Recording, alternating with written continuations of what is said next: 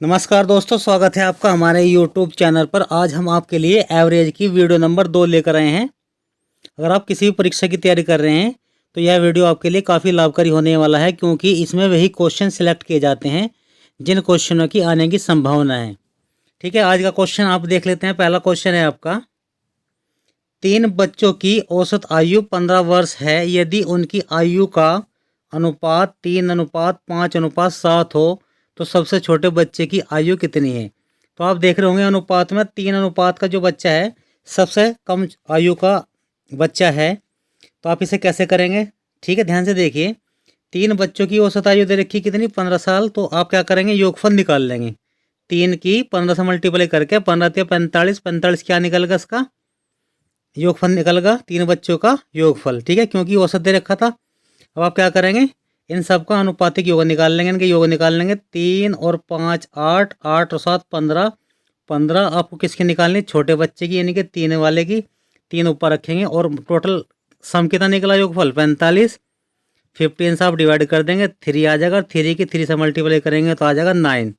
यानी कि जो सबसे कम उम्र का बच्चा है वह बच्चा जो है 9 साल का है, जो ऑप्शन नंबर आपको ए में मिल जाएगा। ठीक है, यानी कि 9 वर्ष का बच्चा आपका सबसे कम उम्र का है। सेकंड मेथड देखिए सवाल का। सेकंड मेथड क्या है, आप देखेंगे, देखो ये संख्या दे रखी है आपको, उनकी आयु का अनुपात दे रखा 3:5:7।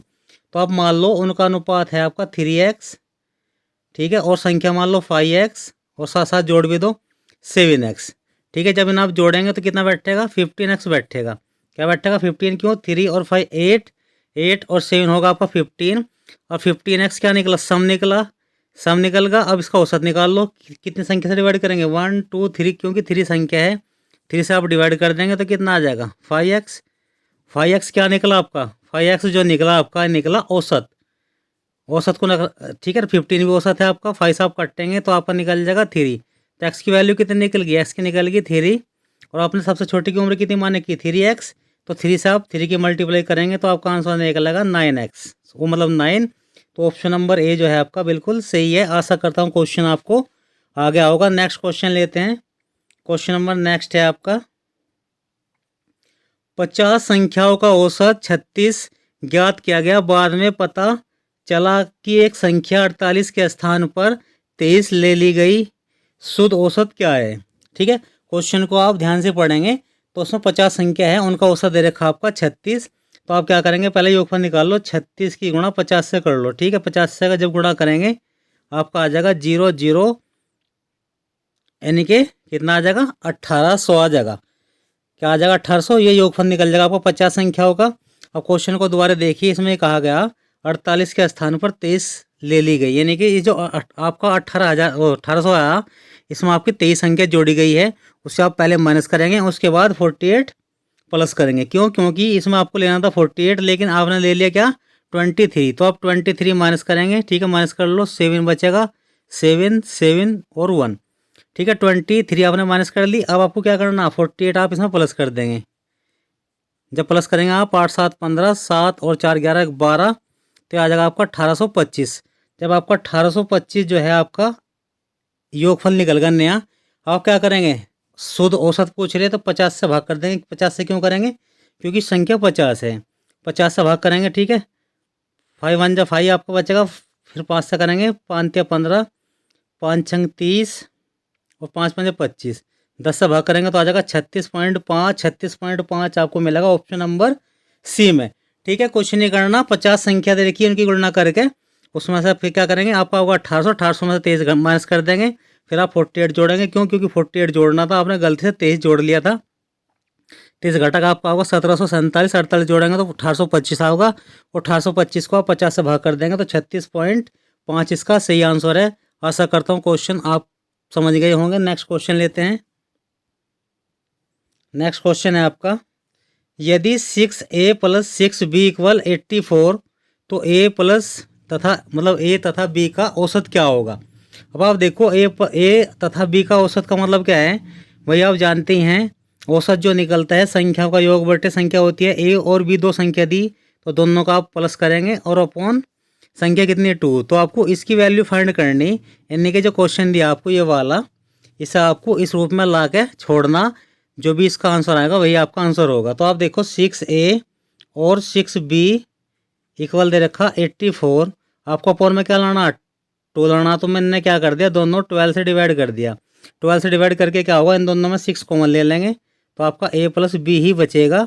अपोन में 12 है और आप क्या करेंगे, 12 साहब से काटेंगे तो 7 आ जाएगा। आप 6 से काटेंगे आ जाएगा 2। तो आपका देख रहे होंगे A प्लस बी अपॉन 2 ही बच रहा है। बराबर में जो बच रहा है ये आपका आंसर है। क्या बच रहा है, 7। 7 आपको मिलेगा ऑप्शन नंबर सी में। यानी कि क्या है, A और B का जो औसत है वह क्या है, वह है 7। ठीक है, आशा करता हूँ क्वेश्चन आपको आ गया होगा। आपको क्वेश्चन नहीं करना, दोबारा देख लीजिए। जो आपको क्वेश्चन दिया 6A और 6B इक्वल है 84। अब आप क्या करेंगे, पूरी इक्वेशन को पहले 6 से डिवाइड कर लो। जब 6 से डिवाइड करेंगे आप, 6 कम 6, ठीक है, यहाँ बचेंगे 2, 24, 6 चौका 24। आप यहाँ से करेंगे 6 साहब, दोनों की 6 कट जाएंगे, कॉमन लेके A और प्लस B बचेगा और इक्वल कितना 14। आपको बताना A plus B upon 2 equal क्या आएगा। क्यों, क्योंकि A प्लस A तथा B का औसत यानी कि A प्लस बी अपॉन 2 तो होना चाहिए। तो हम क्या करेंगे, 2 से डिवाइड कर देंगे तो आप देखेंगे 7, जब 2 से 7 14 को डिवाइड करेंगे तो आपका आंसर निकलेगा 7। 7 इसका सही आंसर है। बी जो है बिल्कुल सही है। आशा करता हूँ क्वेश्चन आपको आ गया होगा। नेक्स्ट क्वेश्चन लेते हैं।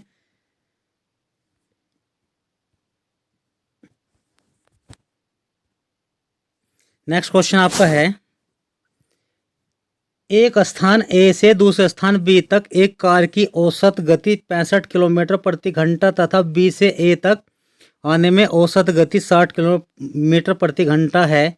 तो पूरी यात्रा में उसकी औसत गति कितनी है। ठीक है, अब आप ध्यान से देखिए। जो एक कार है वो A से B तक जा रही और फिर B से A पर वापस आ रही। यानी कि आप अगर क्वेश्चन को ध्यान से देख रही तो डिस्टेंस जो है वो सेम है। डिस्टेंस अगर सेम हो आपकी तो आपको कुछ नहीं करना, केवल फॉर्मूला अप्लाई करना। कौन सा, 2 फॉर्मूला है आपका 2v1v2 बटे v1 plus v2। v1 v2 क्या है आपकी ये वेग है, इनके चाल है। पहली चाल कितनी, 65। तो आप लिख देंगे 2 गुणा 65 और गुणा 60 और बटे दोनों को जोड़ लो। 60 और 65 आपके हो जाएंगे 125। कटेंगे 5 से तो आपको 25 आ जाएगा और यहाँ पर आ जाएगा 12। फिर 5 से कटेंगे तो आ जाएगा 5, यहाँ आ जाएगा आपका 13। अब 13 की 12 की और 2 की मल्टीप्लाई कर लो। ठीक है, अपोन में तो आपका 5 बचेगा। अब 13, 12 और 2 की मल्टीप्लाई करेंगे तो आपका कितना होगा, आपका आ जाएगा 312। ठीक है, मल्टीप्लाई कर लेंगे 312 आ जाएगा। 5 से भाग करेंगे, 5 छंग 30, 5 दूनी 10, 5 चौक 20। तो 62.4 जो है इसका सही आंसर है। क्वेश्चन में कुछ नहीं, केवल आप ध्यान रखेंगे अगर आपको क्या करे, A से B और B से A पे वापस आ रही है और सेम दूरी है तो आपको कुछ नहीं, केवल फॉर्मूले में आप वैल्यू रख देंगे v1 v2 upon v1 plus v2। इससे आपका डायरेक्ट आंसर आ जाएगी आपकी औसत गति कितनी है। ठीक है, नेक्स्ट क्वेश्चन लेते हैं आज का। नेक्स्ट क्वेश्चन है, A तथा B की औसत आयु 20 वर्ष, B तथा C की आयु 19 वर्ष, A और C की आयु 21 वर्ष है। तो B की आयु आपको फाइंड करनी। ठीक है, आप जानते होंगे योगफल कैसे निकालते हैं, औसत इनटू संख्या। अब दो संख्या ले रखी, A और B की औसत आयु 20, B और C की 19 और A C की 21। अब इन तीनों को जोड़ लो, 20 एक होगा, 21 एक होगा और 19 एक होगा। आप तीनों को जोड़ेंगे तो कितना आ जाएगा, 60। अब आप देख रहे दो आदमी हो रहे, A B यहाँ पे भी है, A और यहाँ पे भी है। तो ये जो आपका निकला 60, ये कितने का निकला, दोनों का निकला। यानी कि ऐसे लिख सकते हैं आप इसे 2A प्लस B और प्लस C। ठीक है, अब 2 से गुणा कर देंगे तो आपका निकल जाएगा योगफल 120। लेकिन ये दो की है, अपना डबल भी तो करना पड़ेगा। 21 को 19 को और 20 को अगर आप जोड़ेंगे तो आपका बैठेगा 60। लेकिन अब क्या करेंगे, औसत है, 2 से गुणा कर दिए तो 120 होगा। अब 2 से आप काट लेंगे तो आ जाएगा 60। 60 क्या निकला, A plus B plus C का क्या निकलेगा, A प्लस B और प्लस C का निकलेगा योगफल। अब आप क्या देखेंगे, आपको निकालनी B की। इसका मतलब जब B की निकाल ली तो A प्लस C की वैल्यू आप इसमें माइनस कर दो 60 में से, आपका आंसर आ जाएगा। तो A प्लस C की वैल्यू कहाँ पे आपकी, तो आप देखेंगे A प्लस C की वैल्यू आपकी है 21 वर्ष। ठीक है, 21 की औसत है, दुगुने कर देंगे तो 21 दूनी 42, आप माइनस कर दो तो आपका कितना बैठेगा 18। 18 जो है इसका सही आंसर है। B की औसत आयु कितनी है, मतलब B की आयु कितनी है, तो बी की आयु आप देख रहे कितनी है, 18 वर्ष। ऑप्शन इसका ए बिल्कुल सही है।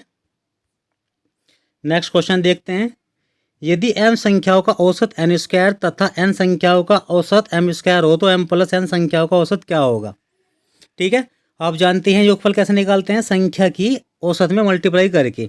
तो मैंने देखिए m किस में कर दी तो आ जाएगा m n स्क्वायर, ऐसी n की कर लेंगे m स्क्वायर में, n की कर ली m स्क्वायर में, तो ये क्या निकला m प्लस n संख्याओं का योगफल। अब इसे आप ऐसे भी लिख सकते हैं m n कॉमन लेके m प्लस n आपका बचेगा। ये क्या निकला, संख्याओं का योगफल। किन संख्याओं का, m प्लस n का। m प्लस n से आप इसे डिवाइड करेंगे, m प्लस n से जब डिवाइड करेंगे आपका m प्लस n कट जाएगा, आपका बचेगा mn, जो ऑप्शन नंबर बी में आपको मिल जाएगा। ठीक है, क्वेश्चन आसान था। ऐसी क्वेश्चन परीक्षाओं में बार बार रिपीट होते रहते हैं। आज के लिए बस इतना ही, फिर मिलेंगे नेक्स्ट वीडियो में। धन्यवाद।